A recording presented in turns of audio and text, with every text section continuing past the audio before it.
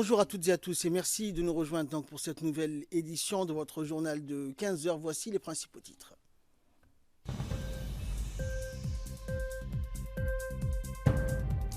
Le président Guelleh participe donc à l'hommage officiel de la France rendu donc à son ancien chef d'État Jacques Chirac. Et le projet de renforcement des capacités du transport maritime dans le golfe de Tadjoura a été signé entre le ministère des Affaires étrangères et l'ambassade du Japon à Djibouti. Et Sébastien Kurz remporte les législatives anticipées en Autriche. Bonjour à tous. Le président de la République, Ismaël Omar Guelleh, a pris part aujourd'hui à Paris à l'hommage officiel que la France a rendu à son ancien chef d'État Jacques Chirac, décédé jeudi dernier. Au cours de sa participation à cet hommage solennel de la France à Jacques Chirac, le président Guelleh a assisté aux côtés de nombreux autres chefs d'État et de gouvernement du monde à l'ensemble des étapes prévues dans le cadre de cette cérémonie et relative donc notamment à une organisation d'obsèques à l'église Saint-Sulpice de Paris et à l'observation d'une minute de silence au palais de l'Élysée. Le président Guelleh, donc, qui prendra part à un déjeuner offert par le président Emmanuel Macron et son épouse au chef d'État et du gouvernement étranger, écrira également un message dans le registre de condoléances ouvert à l'Élysée. Preuve de l'estime de notre pays au défunt ancien président français, le chef de l'État djiboutien a immédiatement rallié la France à son déplacement récent à New York afin de prendre part aux obsèques de Jacques Chirac. La participation du président djiboutien à l'hommage officiel dédié à la mémoire de l'ancien président français, ami de Djibouti, qui a beaucoup œuvré en faveur du renforcement des relations privilégiées entre les deux pays, succède à un télégramme préalable de condoléances et de compassion du président Guelleh aussitôt après l'annonce du décès de l'illustre dirigeant français.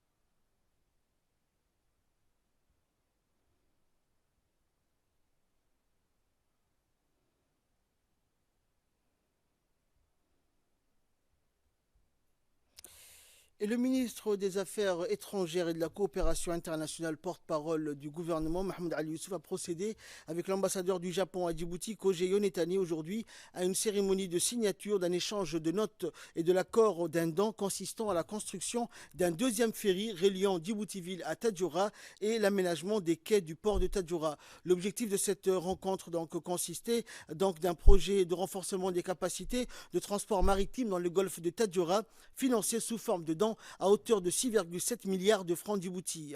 À cet égard, le ministre a exprimé au nom du gouvernement de Djibouti sa gratitude au gouvernement du Japon en soulignant que le Japon, pays frère, a toujours et sans cesse porté un intérêt particulier pour Djibouti.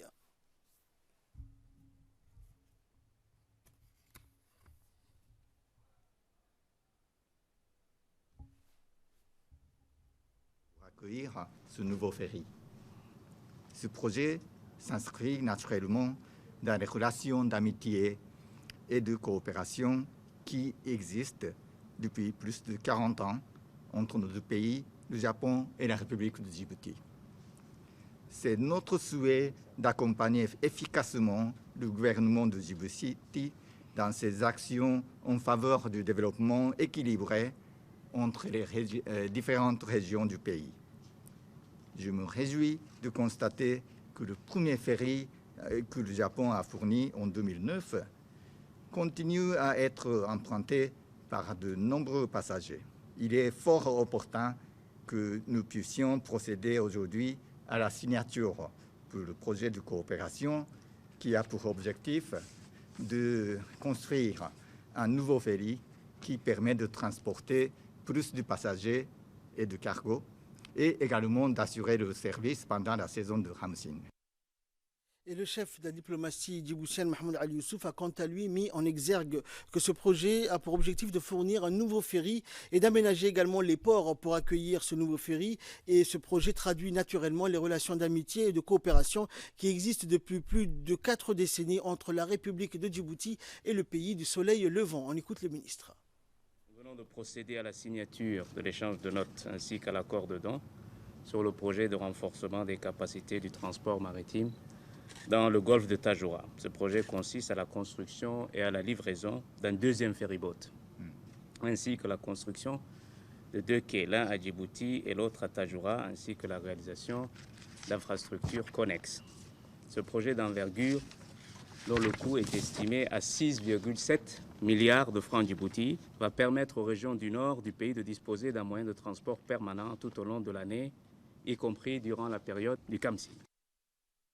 Également dans l'actualité, l'ambassadeur de Chine à Djibouti, Zhuo Ruicheng, a offert une réception hier soir au Djibouti Palace Kempinski à l'occasion du 70e anniversaire de la fondation de la République populaire de Chine. Parmi 200 invités qui étaient présents à la réception figurent notamment la ministre de la Femme et de la Famille, qui était également la représentante du gouvernement djiboutien, l'ex-premier ministre d'Ileïta Mohamed Ileïta, le ministre de la Santé Mohamed Warsama, le ministre de l'Énergie, le colonel de la gendarmerie, le chef d'état-major donc Zakaria Hassan Aden, le colonel de la garde républicaine, des personnalités des différents milieux djiboutiens, des chefs de mission diplomatiques et des représentants des organisations internationales accréditées à Djibouti. Dans une allocution donc prononcée à la réception, M. Zhuo Ruicheng a parlé des succès gigantesques obtenus en Chine dans son développement économique et social au cours des 70 années passées.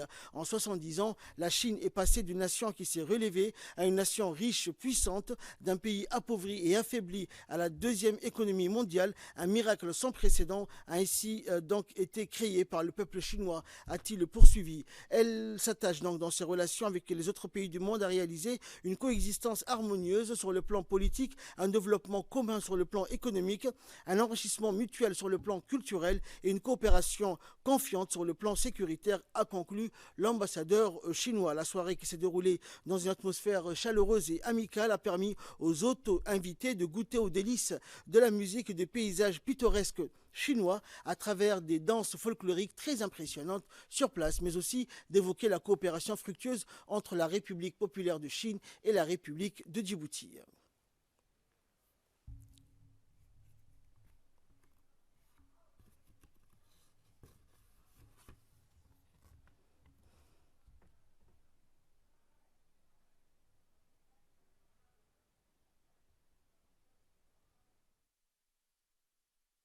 Et dans son intervention, l'ambassadeur chinois à Djibouti donc, a indiqué qu'une croissance économique rapide et continuelle, la Chine donc s'applique à la construction d'une société socialiste harmonieuse et accorde une attention toujours plus grande au développement social et au règlement des questions vitales pour la population. Nous l'écoutons.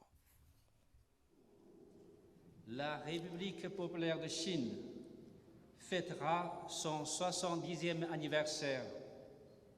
C'est avec un immense plaisir et une grande fierté que je vous accueille ici pour partager avec les 1,4 milliard de Chinois la joie de la fête. Je tiens à adresser mes souhaits de bienvenue les plus chaleureux à tous les invités ici présents et mes salutations les plus distinguées à tous ceux qui ont longtemps suivi et soutenu le développement de la Chine et l'amitié entre la Chine et Djibouti. Chers amis, l'année 2019 marque aussi le 40e anniversaire de l'établissement des relations diplomatiques entre la Chine et Djibouti. Durant ces 40 ans, nos deux pays ont créé ensemble un modèle de coexistence amicale entre les pays aux tailles différentes. Grâce à l'engagement personnel des dirigeants des deux pays et aux efforts conjugués de part et d'autre, les relations sino-djiboutiennes se trouvent aujourd'hui dans la meilleure période de leur histoire. La confiance politique mutuelle demeure la stabilisateur de développement de nos relations bilatérales. En novembre 2017, nos deux chefs d'État ont décidé de hisser les relations sino-djiboutiennes au niveau de partenariat stratégique, ce qui a donné le cap pour nos efforts. En moins de 2 ans, le président de la République, son Excellence M. Ismaïl Omar Guelleh, s'est rendu pour 3 reprises en Chine, ce qui illustre parfaitement la hauteur stratégique des relations Chine-Djibouti.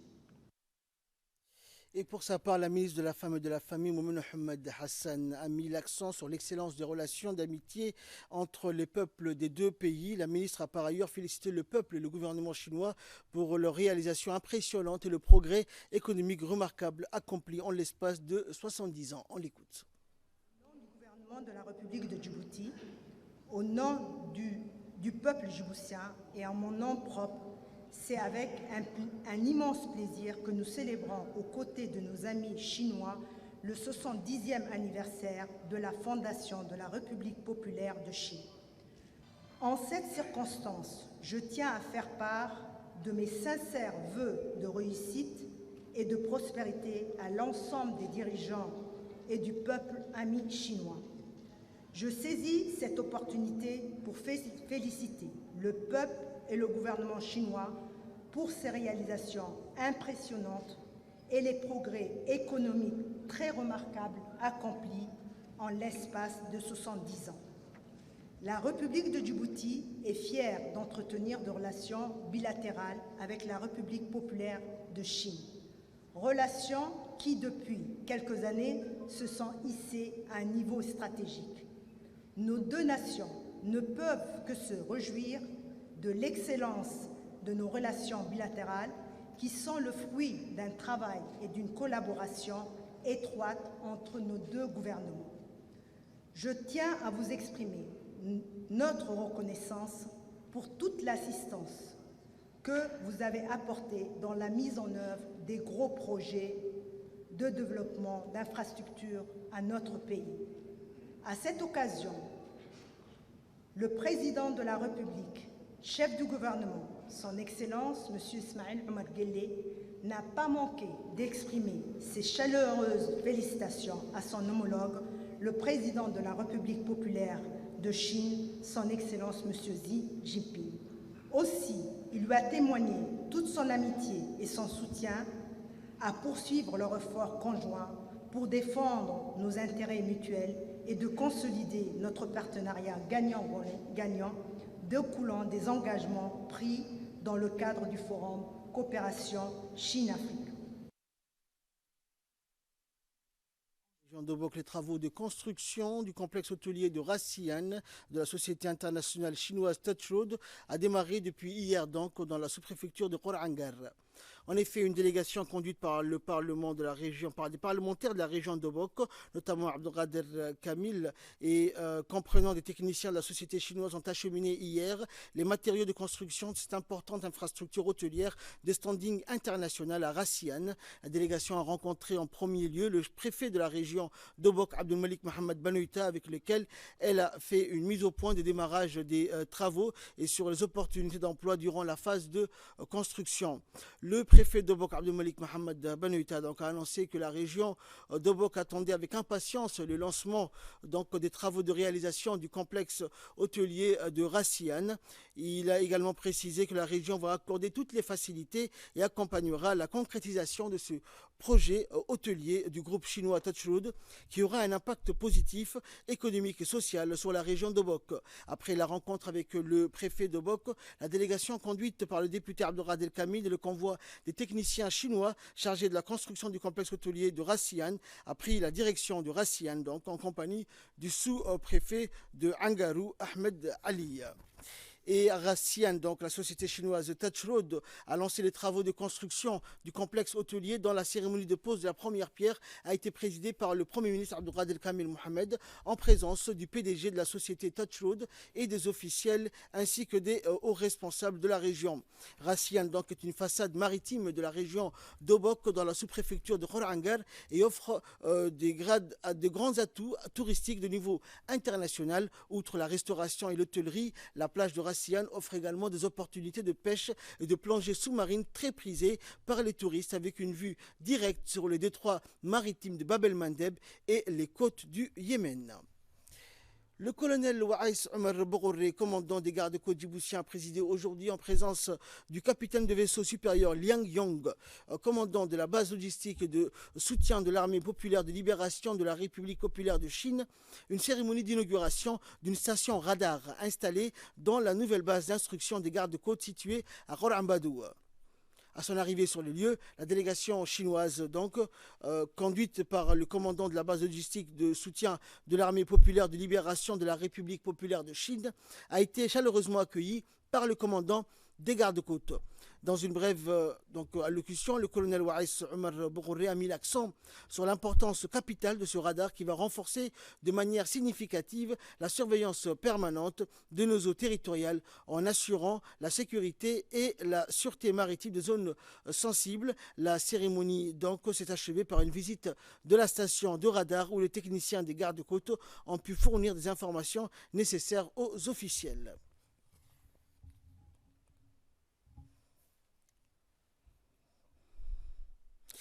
Et dans son intervention, le colonel Waïs Omar Bogouré a admis que la mise en place de ce radar est un témoignage puissant de l'excellence de coopération entre les deux pays frères et amis, la République populaire de Chine et la République de Djibouti. Nous l'écoutons. C'est un honneur de vous accueillir aujourd'hui dans le cadre de la cérémonie d'ouverture de la station radar stationnée et donnée par l'armée populaire de la Chine au profit de la garde-côte djiboutienne. Il s'agit là d'un nouveau témoignage puissant de l'excellence des relations, des collaborations et des coopérations fructueuses qui existent entre les deux pays frères et amis, la République populaire de Chine et la République de Djibouti. Ce radar a une portée de 24 km de couverture, va renforcer de manière considérable l'aptitude de la garde-côte djiboutienne de surveiller d'une manière constante le golfe de Tadjoura et renforcer ainsi la lutte contre toutes les activités criminelles, contre l'installation économique côtière de notre pays. C'est un outil adéquat pour la sécurité et la sûreté maritime, plus particulièrement le complexe portuaire qui est socle de notre développement et notre socio-économique national.